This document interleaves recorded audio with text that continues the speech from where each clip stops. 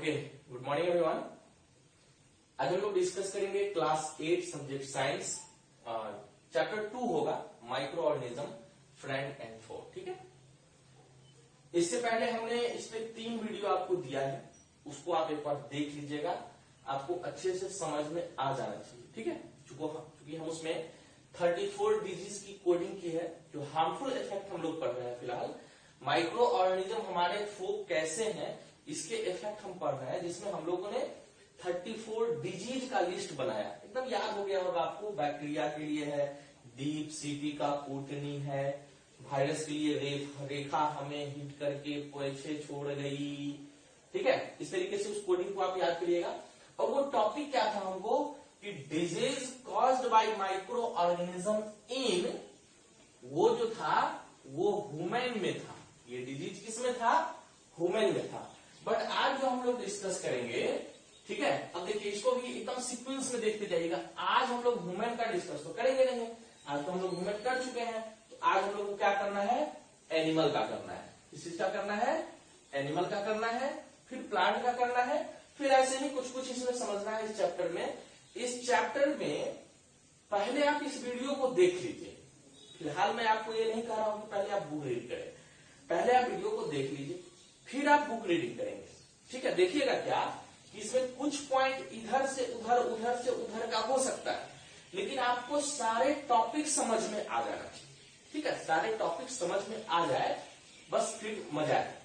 कुछ स्टूडेंट्स ने कहा है कि सर थोड़ा प्लांट्स को, जहां हम लोगों ने जो क्लासिफिकेशन किया था, साइंस को 3 ग्रुप में डिवाइड किया, फिर उसको नेचुरल साइंस को 2 ग्रुप में, फिर बायोलॉजिकल साइंस को जो 3 ग्रुप में डिवाइड किया है, प्लांट, एनिमल एंड माइक्रोबायोलॉजी में, तो कहा है कि प्लांट को थोड़ा और आगे बढ़ा दीजिए। अच्छी बात है। ठीक है, आपको इससे फायदा ये होगा कि नेक्स्ट क्लासेस में आपको क्या पढ़ना है ये थोड़ा सा आइडिया आपको मिल जाएगा। ठीक है, ये प्री नॉलेज आपका हो जाएगा। प्लांट को थोड़ा मैं आगे कर दूंगा। ठीक है, और आगे बढ़ने के बाद फिर आपने कहा जूलॉजी को थोड़ा आगे कर दीजिए, बिल्कुल सही बात है, उसको भी मैं आगे कर दूंगा। एक क्लास उसके लिए मैं अलग से दे दूंगा। ठीक है, तो आज हम लोग समझते हैं कि एनिमल में माइक्रो ऑर्गेनिज्म से जो प्रॉब्लम होती है, एनिमल में ऐसे कौन कौन से डिजीज है। तो हम लोग को 3 डिजीज जानेंगे फिलहाल। प्लांट में भी 3 जानेंगे, एनिमल में भी 3 जानेंगे। उसमें 34 जाने हैं, इसमें 3 और 3 दोनों में जान लेंगे। ठीक है, तो इसके लिए कोई कोडिंग नहीं है, आपको सिंपली याद करना है, इसको आप समझ लीजिए। ठीक है, इसको समझ लेंगे और विशेष कुछ इसमें नहीं है। तो पहला पॉइंट हम इसमें देते हैं, ये हेडिंग बनाएंगे और ये हेडिंग आपका सेकंड होगा। ये जो हेडिंग आपका होगा ये सेकंड हेडिंग होगा। फर्स्ट हेडिंग क्या होगा? हम लोगों ने ह्यूमन का डिस्कस किया था। सेकंड हेडिंग आपका एनिमल का होगा और थर्ड हेडिंग हम लोग का प्लांट का होगा। ठीक, लिखेंगे सेंटेंस आप सेम टू सेम। ठीक है, तो पहला जो है एक डिजीज होता है, डिजीज का नाम है फूट एंड माउथ डिजीज। ठीक है, फूट एंड माउथ डिजीज। ठीक, फूट एंड माउथ डिजीज। ठीक है, अब इसमें देखिए काउ क्या होता है कि नीचे जो पैर में उसके हुफ होते हैं, जिसको खुर कहते हैं, उसमें जो इन्फेक्शन होगा वो उसके बॉडी में इतने हाई इन्फेक्शन होगा कि वो पैर से हट जाएगा, उसके लिप से हट जाएगा और लास्ट में मर जाता है। माउथ में भी वही हाल होते हैं। और ये इस होते किस में है? तो एनिमल में होते हैं, यानी कैटल में होंगे। किस चीज में होंगे? कैटल में होंगे, पशु में होंगे। ठीक है, और किस चीज से होगा? तो वायरस से होगा, ये ध्यान रखिएगा। ठीक है, वायरस से होगा। बस ऐसे ही इसको याद रखना है, सिर्फ सुनना है और याद करना है, और आप सेम टू सेम लिखते जाएंगे और कमेंट भी करना है, बताना है। दूसरा डिजीज क्या है? दूसरा डिजीज है एंथ्रेक्स, है ना? दूसरा डिजीज है एंथ्रेक्स। देखिए एंथ्रेक्स भी कैटल में ही होते हैं, लेकिन ये वायरस से नहीं, बैक्टीरिया से होता है। किस चीज से? ये बैक्टीरिया से होता है, ये वायरस से नहीं होता है। इसके बारे में थोड़ा आप जीके जान लीजिए। ये एंथ्रेक्स के बारे में थोड़ा आप इसके जीके जान लीजिए, जीके इसको कहिए। ठीक है, ये एक साइंटिस्ट है जिनका नाम था रॉबर्ट कोच। क्या नाम था? Robert Koch. ठीक है, रॉबर्ट कोच ने इस डिजीज के बारे में फाइंड आउट किया था। कब किया था? 1876 में फाइंड आउट किया था। ठीक है। और उन्होंने एक बैक्टीरिया का नाम बताया, हर बैक्टीरिया, हर बीमारी में बैक्टीरिया का नाम है, लेकिन हमने ह्यूमन वाले में क्या किया था, बोले थे कि 6 कॉलम बनाएंगे, 2 अभी करेंगे, 4 बाद में करेंगे, लेकिन 2 के जगह पे हमने शायद 3 कर दिया था। पहला सीरियल नंबर किया था, फिर उसमें कोडिंग किया था, मतलब नेम ऑफ माइक्रो ऑर्गेनिज्म एक आ गया था, और फिर उसकी कोडिंग आ गई थी, फिर डिजीज आ गई थी, तो 4 अप्रॉक्स आ गया था, तो 4 कॉलम आपके होंगे। तो चलिए बाकी के 4 हमारे बच गए, ठीक है। इसमें करने का अच्छा ये भी रहेगा कि सीरियल नंबर, फिर नेम ऑफ माइक्रो ऑर्गेनिज्म, जिसमें हमने ऐसे करके बैक्टीरिया या वायरस लिखा था, और फिर कोडिंग, और फिर डिजीज, तो 4 कॉलम बना के आप लोग बनाइए। इसमें इन्होंने माइक्रो ऑर्गेनिज्म का एक नाम दिया था, बैसिलस एंथ्रेसिस, इसका नाम दिया था, नेम ऑफ माइक्रो ऑर्गेनिज्म में बैसिलस, है ना, बैसिलस एंथ्रेसिस। एंथ्रेसिस देखिए, इसमें ध्यान रखिएगा लिखने में, ये कैपिटल से है, ये स्मॉल से है, इसका बहुत बड़ा कॉज है, बाद में बताएंगे आपको कि क्या कॉज है कि ये कैपिटल से स्मॉल से लिखेंगे, वो जेनस और स्पेसीज नेम होते हैं, वो नेक्स्ट आप आगे देखेंगे, ठीक है। तो 2 डिजीज हो गए। थर्ड डिजीज हमारा होगा जिसको कहते हैं एस्परजिलोसिस। क्या कहते हैं, एस्परजिलोसिस, एस्परजिलोसिस, ठीक है। देखिए ये कैटल में नहीं होकर के ये पोल्ट्री में होते हैं, किस चीज में, पोल्ट्री में होंगे, ठीक है। इसके सामने इस लाइन में आप 3 लाइन में चलेंगे, ये पोल्ट्री में होंगे, ठीक, इसके साथ लेकर चलिएगा पोल्ट्री, ये एंथ्रैक्स के विषय में हो गया, और पोल्ट्री में होंगे। और ये होता किस चीज से है, देखिए ये वायरस से, ये बैक्टीरिया से, और ये फंगस से, ठीक है, ये फंगस। तो 3 नाम आप याद रखेंगे। एस्परजिलोसिस जो होते हैं वो फंगस से होते हैं, एंथ्रैक्स बैक्टीरिया से होते हैं, और foot and mouth disease virus में होते हैं। ये दोनों कैटल्स में होंगे, पशु में होंगे, और ये पोल्ट्री में होगा। इतना आपको याद रहेगा। चलिए इसको मैं मिटा दूं, ओके। अब नेक्स्ट जो आप हेडिंग बनाइएगा, वो हेडिंग आपका होगा कौन सा, वो हेडिंग उसी में एनिमल के जगह पे आप क्या करेंगे, प्लांट कर लीजिए, एनिमल के जगह पे प्लांट कर लीजिए, ठीक, एनिमल को प्लांट में कन्वर्ट कर दीजिए, है ना। प्लांट में हम लोग इसको प्लांट में लिखते हैं। देखिए प्लांट में भी 3 डिजीज, ये तीसरा हेडिंग आपका होगा, ये थर्ड हेडिंग है, ठीक। थर्ड हेडिंग आपके होंगे, एक एनिमल डिजीज, ह्यूमन डिजीज, दूसरा एनिमल डिजीज, और तीसरा प्लांट डिजीज, ठीक है। प्लांट डिजीज में 3 डिजीज जान लीजिए, रस्ट ऑफ व्हीट, है ना, रस्ट ऑफ व्हीट, गेहूं के ऊपर एक पाउडर टाइप का, और वो भी पर्पल कलर का, बहुत ज्यादा पाउडर टाइप का गेहूं में आके लग जाएगा, धान गेहूं में भी लग जाएगा, और वो पूरे गेहूं को खराब कर देगा। तो रस्ट ऑफ व्हीट ये होगा किस चीज से, तो फंगी के कारण होगा, है ना, फंगी के कारण होगा। उसके बाद होता है citrus canker, citrus canker, citrus canker, I think spelling इसका सी से होगा, स्पेलिंग देख मिला लीजिएगा थोड़ा सा बुक से, है सिट्रस कैंकर। और ये होगा किसी, ये नाम से ही लग रहा है सिट्रस फ्रूट, आपने फूड कंपोनेंट्स में भी पढ़ा है, सिट्रस फ्रूट में कौन कौन आएगा पता है, लेमन आएगा, है ना, ऑरेंज आएगा, ठीक है, गुआवा आएगा, गुआवा आएगा। तो ये जो है इसमें होगा, किस चीज से होगा, तो ये बैक्टीरिया से होता है, किस चीज से, बैक्टीरिया से, ठीक है। यहां भी आपने फंगस, बैक्टीरिया, और इसमें एक और नाम जान लीजिए, वायरस जान लीजिए। हम लोगों ने एनिमल में क्या किया है, पहले वायरस से, फिर बैक्टीरिया से, फिर फंगस से। इसमें क्या कर रहे हैं, पहले फंगस से, फिर बैक्टीरिया से, और लास्ट में वो वायरस से भी ले लीजिए आप, ठीक है। जैसे जैसे आ जाए ध्यान में लिख लीजिए। चलिए अब आप ले लीजिए येलो, इसमें आ गया एलोवेन, एलोवेन मोजैक, ठीक है। मोजैक का मतलब समझते हैं, चित्तीदार। अब पत्ता पे अगर उसके धारी धारी येलो येलो लाइनिंग निकल जाए, दैट मीन्स वहां पे क्लोरोप्लास्ट डिम हो गए, खत्म हो गए, फिर फोटोसिंथेसिस होगा नहीं, तो प्लांट के लिए ये भी एक डिजीज है, ठीक है, मोजैक, क्लियर, ये भी एक डिजीज है। ये कहां कहां होगा, तो ये होंगे किस चीज से, तो वायरस से होगा, ठीक है। ये पता चल गया कि व्हीट पे है, ये कहां, सिट्रस फ्रूट पे है, ये कहां, तो देखिए ये होते हैं, इसको आप लेडीज फिंगर कहिए, है ना, लेडीज फिंगर कहिए, आपके बुक्स में इसके कुछ और नाम है, इसका नाम भिंडी भी दिया हुआ है, ओकड़ा भी दिया हुआ है, ये सब नाम आपको दिए हुए थे, इन सब में आपको देखने को मिलेगा ये सब चीजें, ठीक है।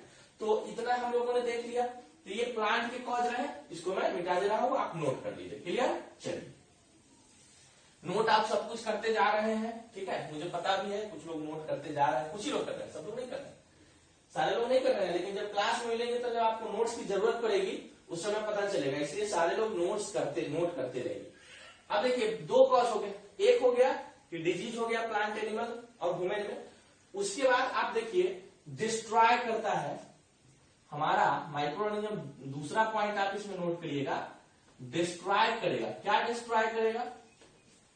Destroy useful things, useful things. अब देखिए यूजफुल थिंग्स कैसे डिस्ट्रॉय करता है। आपने कोई सामान रख दिया बाहर में, जैसे धान के जो बचे हुए हैं उसको क्या कहते हैं, कुछ लोग लेवाड़ी कहते हैं, कुछ लोग पुआल कहते हैं, कुछ लोग पोड़ा कहते हैं। वो फॉडर के रूप में काम आता है। फॉडर मतलब चारा, एनिमल को खिलाने के लिए। वो ड्राई चारा के रूप में काम आता है, सूखा चारा के रूप में काम आता है। उसको अगर आप छोड़ दीजिए क्या होगा? सड़ जाएगा, डिकम्पोज हो जाएगा। कौन किया? माइक्रो ऑर्गेनिज्म ने किया, ठीक है। तो ये भी इसके हार्मफुल इफेक्ट है। हालांकि कुछ मामले में ये हार्मफुल इफेक्ट गुड थिंग्स भी है, उस पर भी हम लोग डिस्कस करेंगे जब इसके बड़ाई करेंगे तब। अभी तो हम लोग इसका शिकायत कर रहे हैं ना, तो ये भी इसका है। उसके बाद तीसरा कॉज देखिए, हम घर में कोई चीज रखते हैं अगर, तो खाना वगैरह रखते हैं, ब्रेड वगैरह रखते हैं, तो क्या होता है ना, मिल्क आपने रखा, वो शाम तक खराब हो जाएगा, मतलब फूड डिस्ट्रॉय हो जाएगा, फूड को खराब कर देगा, डिकम्पोज कर देगा। कोई फ्रूट्स या कोई भी खाने वाने का सामान आपने घर में रखा तो उसको क्या करेगा, माइक्रो ऑर्गेनिज्म डिकम्पोज कर देगा, सड़ा देगा, ठीक है, सड़ा देगा। तो ये पहला पॉइंट हम लोगों ने देखा, डिजीज ह्यूमन में, एनिमल में, प्लांट में। दूसरा डिस्ट्रॉय ऑफ यूजफुल थिंग्स, इसमें एग्जांपल्स ज्यादा नहीं है, सिर्फ समझना है एनवायरमेंट के अगर काम की भी चीजें उसको भी डिकम्पोज कर देगा। और फिर है फूड डिस्ट्रॉय, है ना। देखिए फूड अब सड़ जाएगा, अब तो फेंकने के लायक हो गया, खाने के लायक है नहीं। लेकिन आपको एक चीज और समझना है, सिर्फ इतना ही समझ के आप काम नहीं चलाए। यहाँ पे एक और चीज समझ लीजिए कि अगर कोई माइक्रो ऑर्गेनिज्म फूड पे आ जाता है तो उसको फिर यूज नहीं करना है। यूज करेंगे तो क्या होगा, यूज करेंगे तो फूड पॉइजनिंग होगी। क्या होगा? फूड पॉइजनिंग होगा, है ना, फूड पॉइजनिंग हो जाएगा। और ये किसके कारण से होगा? तो बैक्टीरिया एंड फंगस के कारण। इसमें कौन कौन इन्वॉल्व होंगे? बैक्टीरिया एंड फंगस, ठीक है। ये दो ऐसे चीज है जो फूड पॉइजनिंग में हेल्प करते हैं। तो सबसे पहले आप इसके डेफिनेशन को समझ लीजिए कि फूड पॉइजनिंग क्या होता है।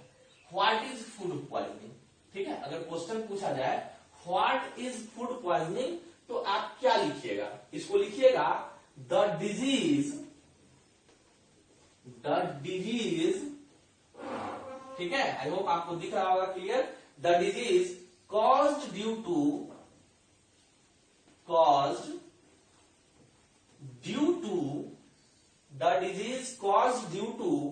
presence of, देखिए प्लस सीई का मतलब प्रेजेंस और माइनस सीई का मतलब एब्सेंस, ठीक है। Presence of large number of, ठीक है, large number of microorganism in the food, large number of microorganism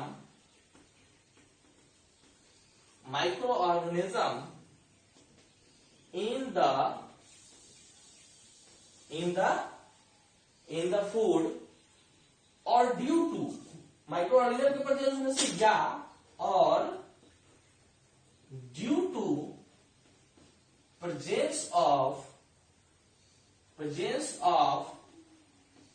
toxic substances, और due to presence of toxic substances in the food. कहा? इन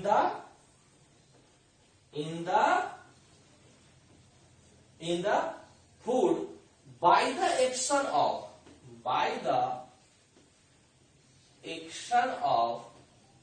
किसके एक्शन ऑफ? तो माइक्रो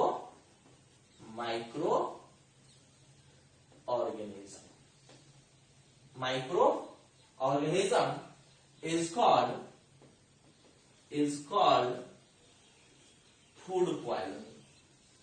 फूड पॉइजनिंग, ठीक है। देखिए गौर से समझ लीजिए, मतलब खाने की चीजों में माइक्रो ऑर्गेनिज्म का प्रेजेंस होना या टॉक्सिक सब्सटेंसेस का प्रेजेंस होना, टॉक्सिक मीन्स जहर, टॉक्सिक मीन्स जहर, टॉक्सिक सब्सटेंसेस का प्रेजेंस होना ही वो फूड पॉइजनिंग कहलाएगा। तो the disease cause due to presence of large number of micro organism in the food, या due to presence of toxic substances in the food by the action of micro organism is called food poisoning. दो definition है इसमें, आप दोनों में से कोई दे देंगे फिर भी आपका चलेगा, पूरा आपको देने की जरूरत नहीं, या तो यहां से ऊपर दे दो और नहीं तो फिर यहां से नीचे दे दो, ठीक है। बाद में इज कॉल्ड फूड पॉइजनिंग लगा देना।